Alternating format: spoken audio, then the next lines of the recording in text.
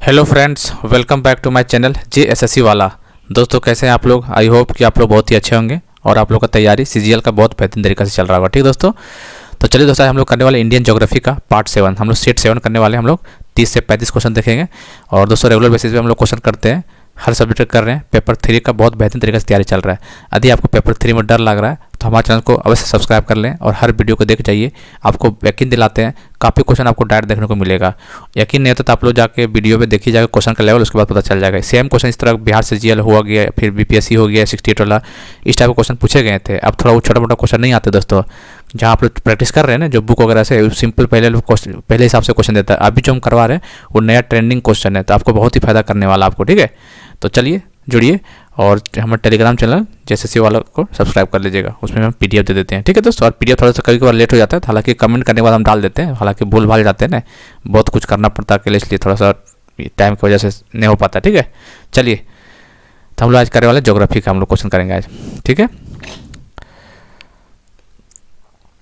बताइए निम्नलिखित में से कौन भारत की सबसे पुरानी पर्वत श्रृंखला है? Oldest mountain range in India, सबसे पुराना कौन, बताइए कौन है? हिमालय, अरावली, सतपुरा, नीलगिरी। तो कौन है सबसे पुराना? आपको भी पता होगा, ये अरावली है। ठीक है, सबसे पुराना। चलिए हाइट बताना, ग्रेट हिमालय का हाइट बताना कितना है। ग्रेट हिमालय का हाइट कितना है दोस्तों? तो आपको बताना 8850 मीटर। ठीक है, 8850 मीटर इसका हाइट है। 88,8850 मीटर। चलिए difference between IST and GMT। Greenwich mean time, Indian standard time, यही होता है ना, इंडियन स्टैंडर्ड टाइम और ग्रीनविच मीन टाइम, इसका डिफरेंस कितना होता है दोस्तों? आपको बताइए ऑप्शन, कंफ्यूज मत होइएगा। आप बताइए कितना होता है, बताइए। तो आपको बताइए 5 घंटा 30 मिनट, 5.5 घंटा। ठीक है, C। In which hemisphere is Jharkhand situated. हमारे झारखंड से रिलेटेड क्वेश्चन बनेगा तो पूछ सकता है, हमारे झारखंड कौन सा गोलार्ध में स्थित है वो बताना है। बताइए इन विच हेमिस्फीयर इन झारखंड सिचुएटेड, किस गोलार्ध में झारखंड स्थित है? तो ये उत्तर गोलार्ध में थे, नॉर्थ में। किस में? नॉर्थ में।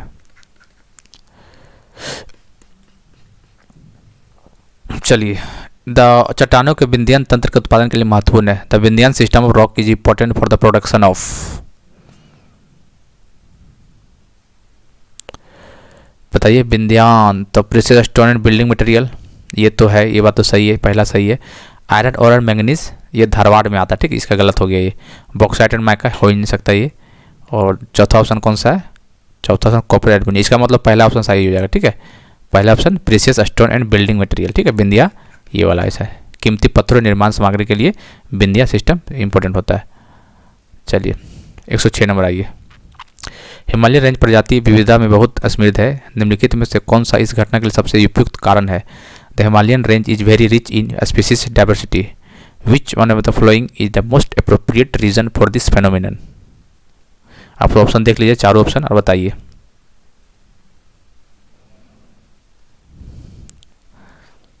बताइए कौन सा हो सकता है। आप लोग ऑप्शन पढ़िए, आपने खुद से ऑप्शन पढ़िएगा तो आपको ज़्यादा समय तक याद रहेगा। तो इसका कौन सा बताइए।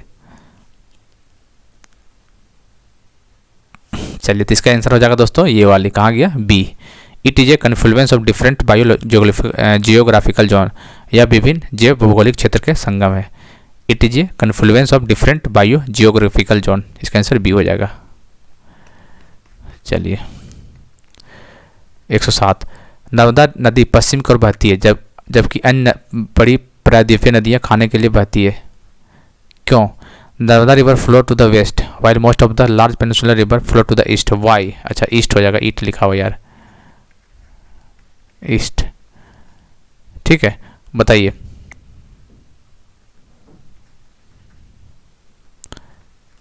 ईस्ट में बहती, तो क्यों आपको बताना है क्यों बहती है सो? क्योंकि पेनिनसुलर रिवर सभी तो वेस्ट फ्लोइंग होना चाहिए, नर्मदा वेस्ट है, बाकी सब ईस्ट है, ऐसा क्यों भैया? चलिए देखते हैं क्या है। It occupies A linear rift valley, या एक लाइनर रिफ्ट वैली के कब्जा कर लेता है, ये बात तो सही है। आगे देखते हैं। It flows between Vindhya and Satpura range, ये बात तो बिल्कुल गलत है। The land slopes to the west from the central Asia, मध्य भारत से पश्चिम की ओर भूमि ढलान, ये कैसा बात है भाई? 1 और 3 हो सकता है क्या ऑप्शन है? नहीं, 1 और 3 कहाँ से होगा? मध्य भारत में से पश्चिम की ओर भूमि ढलान, land slope to the western from center, नहीं ये गलत बात। इसका मतलब दोस्तों केवल 1 से हो जाएगा। इटोपिकास रिफ्ट वैली से याद रखना आपको, ठीक है। इसका आंसर फर्स्ट हो जाएगा। गुवाहाटी किस नदी के तट पर स्थित है दोस्तों? ये छोटा क्वेश्चन है, ब्रह्मपुत्र नदी पे। कौन सा नदी? ब्रह्मपुत्र। इसका आंसर बी हो जाएगा। अलकनंदा और पिंडर नदी के संगम पर स्थित है, इसे हम करवा चुके हैं। अलकनंदा और पिंडर बताइए। अलकनंदा और पिंडर क्या होगा? अलकनंदा और पिंडर क्या होगा? कर्ण प्रयाग। कौन सा प्रयाग? अलकनंदा और पिंडर क्या होगा दोस्तों? कर्ण प्रयाग हो जाएगा। इसका आंसर बी हो जाएगा। निम्नलिखित में से कौन सा राज्य का सही क्रम जिसके माध्यम से चंबल नदी का प्रवाह होता है? विच one of the following is the correct order of the state through which the river Chambal flow? Chambal नदी ना, चंबल नदी बताइए आप। और क्या देख लीजिए ऑप्शन में क्या कर दिया है। चलिए, चंबल नदी तो पहली बात है कि मध्य प्रदेश पहला में, दूसरा में राजस्थान, और तीसरा में कहाँ दोस्तों? मध्य प्रदेश, उत्तर प्रदेश। तो मध्य प्रदेश, राजस्थान, उत्तर प्रदेश, मध्य प्रदेश, राजस्थान, उत्तर प्रदेश। मध्य प्रदेश गुजरात तो नहीं है, इसमें देखते हैं गुजरात, बिहार भी चंबल नहीं, इसका मतलब फर्स्ट हो जाएगा, ठीक है। मध्य प्रदेश, राजस्थान और उत्तर प्रदेश। निम्नलिखित कथनों पर विचार करना आपको, ठीक है। इसमें पूछा है कि कौन सा करेक्ट, वो पूछा है करेक्ट बताना है कौन सा इसमें से है सही। अब देख ले, दो ऑप्शन दिया हुआ है। केरल में पूर्व की ओर बहने वाली नदियां नहीं है। There are no east flowing river in Kerala, गलत बात है दोस्तों, बहुत सारी नदी मिल जाए आपको ईस्ट फ्लोइंग, ठीक है। There are no west flowing river in Madhya Pradesh, west flowing नहीं, नर्मदा तो है ही वेस्ट फ्लोइंग रिवर, ये भी गलत हो गया। इसका मतलब कौन सा सही? नाइदर 1 नाइदर 2, दोनों कोई नहीं सही है। विच ऑफ द भारत में निम्नलिखित झीलों में से किसमें सबसे अधिक पानी का लाभ मिलता है? Which of the flowing lake in India है द हाईएस्ट वाटर सैलिनिटी? तो बताइए आप लोग इसका क्वेश्चन। सांभर लेक, कौन सा लेक? दल लेक जम्मू कश्मीर है, चिल्का उड़ीसा, उल्लर जम्मू कश्मीर, सांभर बताइए। तो इसका आंसर हो जाएगा सांभर लेक, ठीक है। इसका आंसर डी हो जाएगा। निम्नलिखित में से कौन भारत की पश्चिमी और बहने वाली नदी है? पश्चिमी और बहने वाली नदी, पश्चिम मतलब वेस्टर्न साइड, ठीक है। वेस्ट फ्लोइंग रिवर कौन सा है? महानदी, कृष्णा, नर्मदा, कावेरी। तो इसका आंसर शायद नर्मदा ही होगा सिर्फ ने, नर्मदा। इसका आंसर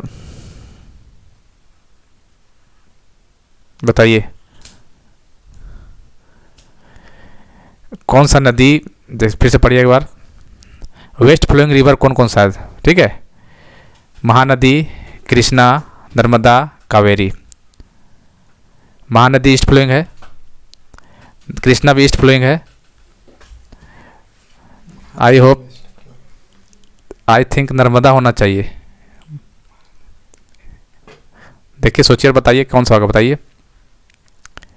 वेस्ट फ्लोइंग रिवर पर पूछा हुआ है।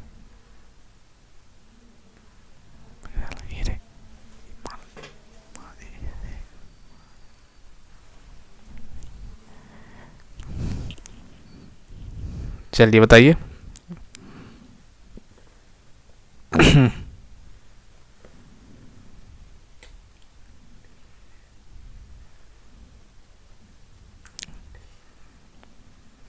चलिए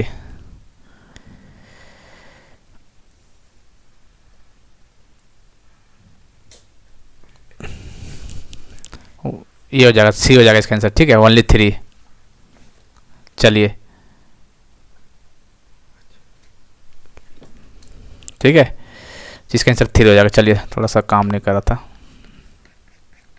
ठीक है। अगला क्वेश्चन बताइए। तिब्बत में सांगपो के नाम से जानने वाली नदी कौन सा है? बताइए।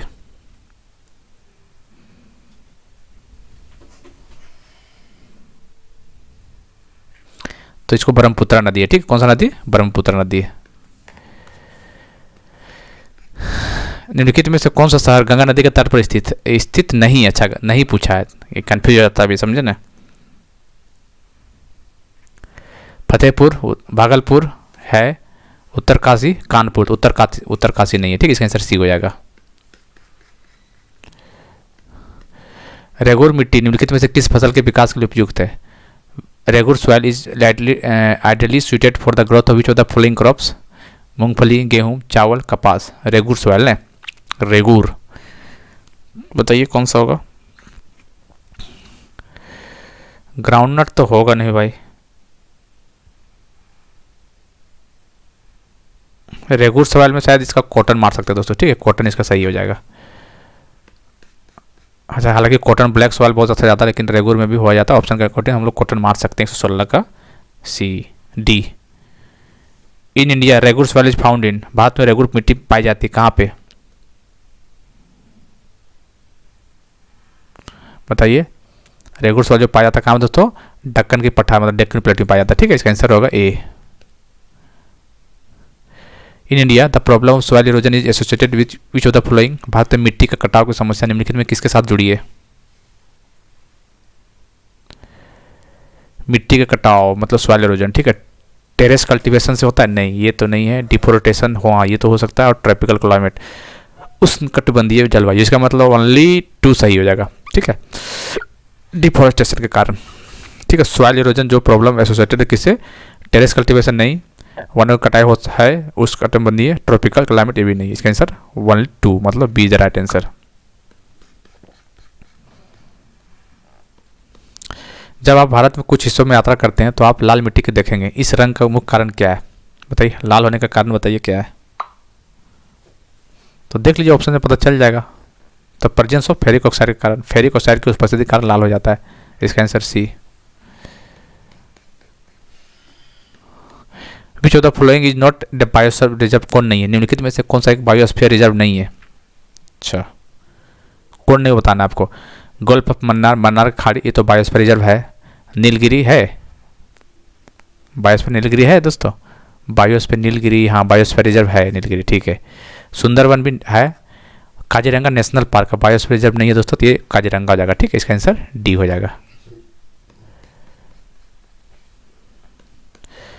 पारंपरिक मानव जीवन के साथ जैव विविधता के संरक्षण के लिए सबसे महत्वपूर्ण रणनीति की स्थापना है। The most important strategy for the conservation of biodiversity together with traditional human life is the establishment of?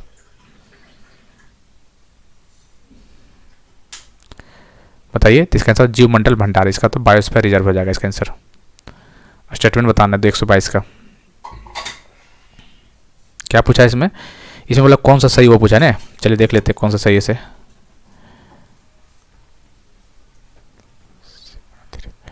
चलिए बताइए। राष्ट्रीय उद्यान की सीमाएं कानून द्वारा परिभाषित की जाती है। The boundary of the national park are defined by legislation. सही बात है दोस्तों, the boundary of the national park defined by legislation मतलब कानून के द्वारा डिफाइन की जाती है, ये बात तो सही है दोस्तों। चलिए अगला देखते हैं। एक बायोस्फीयर रिजर्व को वनस्पति और जीवों को कुछ विशिष्ट प्रजातियों के संरक्षण के लिए घोषित किया जाता है। Biosphere reserve is declared to conserve a few specific of flora and fauna. Few नहीं, जितना मिलता है सारे के लिए, इसका मतलब फ्यू लग गया फ्लोरा एंड फौना, इसका मतलब ये गलत बात है ये, ठीक है। इन ये wild life sanctuary limited biotic interference is permitted. एक वन जीव अभयारण्य में सीमित बायोटिक हस्तक्षेप की अनुमति होता है। तो आप लोग बताइए क्या क्या हो सकता है इसका आंसर? ओनली वन तो होगा नहीं, ठीक है, तो कौन सा होगा इसका? देखिए दोस्तों, पहला तो सही है, दूसरा तो गलत है, और तीसरा तो मेरे ख्याल से सही लग रहा है, ठीक है। क्यों? Wild life sanctuary limited biotic interference, जी हाँ दोस्तों, इज परमिटेड होता है। इसका मतलब 1 और 3 कहाँ पे? इसका आंसर सी हो जाएगा।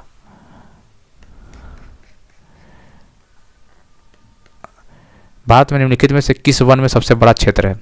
In India which type of forest among the following occupies the largest area?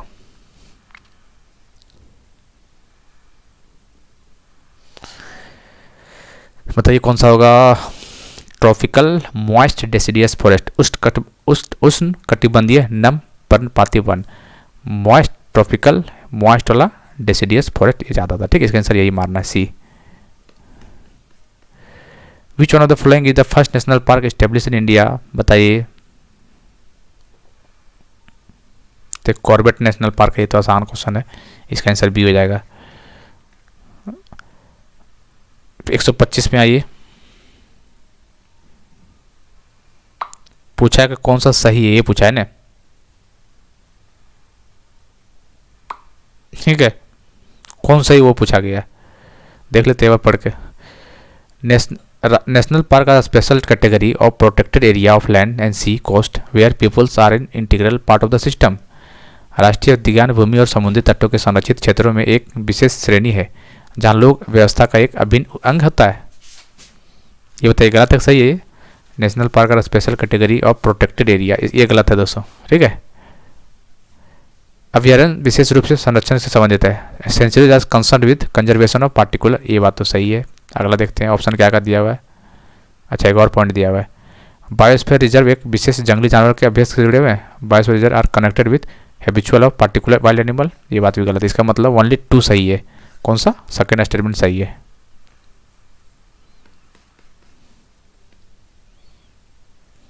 चलिए ये बताइए, अरे क्या हो गया? चलिए मैच द कॉलम कीजिए। इस टाइप का क्वेश्चन आपको देखेगा एग्जाम में। बताइए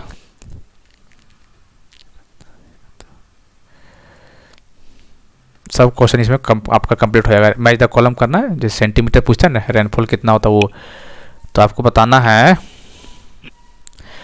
उस कटिबंधीय सदाबहार वन ट्रॉपिकल एवरग्रीन फॉरेस्ट, तो इसका कितना होता है? ये होता है एबव 200 सेंटीमीटर से ऊपर। देख लीजिए ऑप्शन में कहाँ है, 200 सेंटीमीटर से ऊपर। एबव 300 सेंटीमीटर नहीं, ये तो नहीं होगा दोस्तों। तो इसका आंसर हो जाएगा ए का सेकंड हो जाएगा, ठीक है। ट्रॉपिकल डेसिडियस फॉरेस्ट 100 से 200 के बीच में, इसका तो फर्स्ट हो जाएगा। Tropical dry forest, dry forest बोलेगा तो 100 से कम ही होना चाहिए। तो ऑप्शन देख लीजिए कहाँ है सर, लेस देन 50। अच्छा 50-100 के बीच में, मतलब ये 5 हो जाएगा। एरिड फॉरेस्ट, अरण्य वन, अरण्य वन मतलब लेस देन 50। चलिए ये हो जाएगा 3, इसका मतलब 2153। 2153 कहाँ पे ऑप्शन है? 2153 मतलब इसका आंसर सी हो जाएगा। एक बार फिर से देख लीजिए, उस कटिबंधीय सदाबहार वन ट्रॉपिकल एवरग्रीन फॉरेस्ट कितना होता है दोस्तों? Tropical evergreen forest above 200 centimetre. Tropical evergreen forest above 200 centimetre, ठीक है। चलिए उस कटिबंधीय पर्णपाती one tropical deciduous forest, deciduous में 100 से लेके 200 सेंटीमीटर होता है, ठीक है। चलिए ट्रॉपिकल ड्राई फॉरेस्ट में क्या होता है दोस्तों? उस उष्ण कटिबंधीय शुष्क वन में आपको होता है 50 से 100 सेंटीमीटर। याद रखना डाटा है दोस्तों, कोई भी एग्जाम में पूछ सकता है, इंडिविजुअली पूछ सकता है, ठीक है। और एरिड में 50 से कम होता है, अरण्य 50 से कम। तो अरण्य 50 से कम सेंटीमीटर होता है, ट्रॉपिकल ड्राई में 50 से 100 सेंटीमीटर के बीच में होता है, और डेसिडियस मतलब में 100 और 200 के बीच में होता है, और ट्रॉपिकल एवरग्रीन में 200 प्लस होता है, 200 सेंटीमीटर ऊपर होता है, ठीक है। तो इसका आंसर हो जाएगा सी। 127 बताइए क्या करना है इसमें? सही स्टेटमेंट वाला क्वेश्चन आपको बहुत ध्यान देना दोस्तों। स्टेटमेंट वाला फंसिएगा एग्जाम में, फिर रैंक आपका पीछे हो जाएगा, इसलिए हम इसमें ज़्यादा फोकस कर रहे हैं। चलिए इसमें कौन सा ही पूछा गया, ठीक है। थोड़ा सा बड़ा कर देते, इसको थोड़ा सा नहीं दिख रहा है। चलिए आप दिख रहा है, आप दिख रहा होगा। बताइए मानसून की अवधि दक्षिण भारत से उत्तर भारत के तक कम हो जाती है। The duration of the monsoon decreases from southern India to northern India, बात तो सही है। साउदर्न इंडिया से नॉर्दर्न इंडिया में डिक्रीज हो जाता है मानसून, बात तो सही है, ठीक है। भारत के उत्तरी मैदान में वार्षिक वर्षा की मात्रा पूर्ण रूप से पश्चिम तट तक घट गई है। The amount of annual rainfall in the northern plains of India decrease from the east to west. East to west कहने का मतलब decrease from the east to west, मतलब इधर से इधर ने annual rainfall east to west. हाँ ये भी बात सही है, इसका मतलब ईस्ट में ज़्यादा होता है, वेस्ट में, ईस्ट में ज़्यादा होता है और वेस्ट में इधर कम होता है, ठीक है। ईस्ट टू वेस्ट ऐसे करके तो कम हो जाता है, डिक्रीज हो जाता है। इसका मतलब दोनों सही है, बोथ एंड 1 एंड 2। 128 शीत ऋतु के दौरान भारत के उत्तर पश्चिम भागों में निम्नलिखित में से कौन सी वर्षा होती है?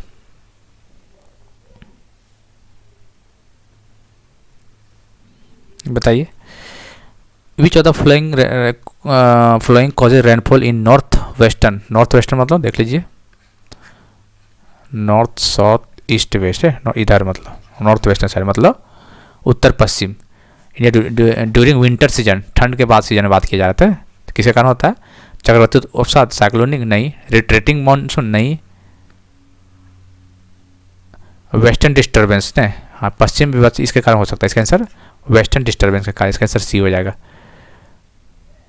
अमृतसर और शिमला लगभग एक ही अक्षांश पर है, लेकिन इनके जलवायु अंतर के कारण है। क्या है? अमृतसर और Shimla are almost on the same latitude but their climate difference is due to किसके कारण?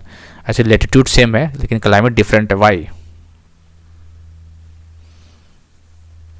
तो कॉमन सेंस बात है दोस्तों, शिमला बहुत ऊंचाई पर है तो difference in their altitude, height पे इसका डिफरेंस कर जाता है। ठीक है, इसका आंसर ए हो जाएगा।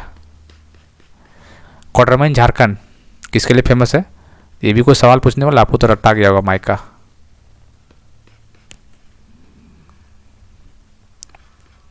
ये बताइए, इसको थोड़ा छोटा कर देते हैं, छोटा। ठीक, निम्नलिखित में से कौन सा गुजरात के कारण भारत में नमक का प्रमुख उत्पादन है? Which of the following are the reason behind Gujarat being the leading producer of salt in India? बताइए क्या कारण हो सकता है दोस्तों? देख लेते हैं। समुद्र तट की लंबी लंबाई, the long length of coast line. सबको पता है गुजरात का सबसे ज़्यादा कोस्ट लाइन है वहाँ पे, ये बात तो सत्य है। गर्म और शुष्क परिस्थितियों में लंबी अवधि, long duration of hot and dry condition, ये बात भी सही है। प्रेजेंस ऑफ गल्फ एरियाज, खाड़ी क्षेत्र में उपस्थिति, ये हो सकता है क्या? प्रेजेंस ऑफ गल्फ एरिया, खाड़ी क्षेत्र में उपस्थिति हो सकता है। ठीक, इसका मतलब क्या पूछा है? सही कौन है? तो 1 2 3, इसका आंसर सी हो जाएगा। तीनों सही है। Last question of the day, Bihar का डालमिया नगर किसके लिए प्रसिद्ध है? डालमिया नगर कहाँ? बिहार। किसके लिए प्रसिद्ध है दोस्तों बताइए? डालमिया नगर और बिहार सिल्क, रेशम, सीमेंट, चमड़ा, जूट। तो डालमिया नगर जो बिहार का है वो सीमेंट के लिए फेमस। किसके लिए फेमस है? डालमिया नगर सीमेंट के लिए फेमस है। ठीक है दोस्तों, तो हम लोग 132 तक पहुंच गए हैं इंडियन ज्योग्राफी। अभी धीरे और करेंगे। अभी हम लोग सेट 7 है। ठीक है, इसका अलग से प्लेलिस्ट बना दिए सीजीएल ज्योग्राफी सीजीएल के नाम से। अभी रेगुलर बेसिस पे करेंगे दोस्तों। रेगुलर बेसिस पे देखते हैं तो आपको देख लीजिएगा 30 में से आराम से 22 से 25 क्वेश्चन आप अटैम्प्ट कर पाइएगा। और 22-25 क्वेश्चन अटैम्प्ट कर लिए तो आप करेंगे अपने आप इंप्रूव हो जाएगा, क्योंकि सब इसी में फंसेगा। जीके जीएस पोर्शन जो 30 क्वेश्चन इसी में सब फंसने वाला है, टेंशन मत लीजिए। आप लोग रेगुलर बेसिस पे देखिए, नहीं फंसिएगा। क्वेश्चन का लेवल तो पता ही होगा आपको। ठीक है, चलिए दोस्तों, फिर मिलते हैं अगले वीडियो में। तब तक के लिए जय हिंद, जय भारत।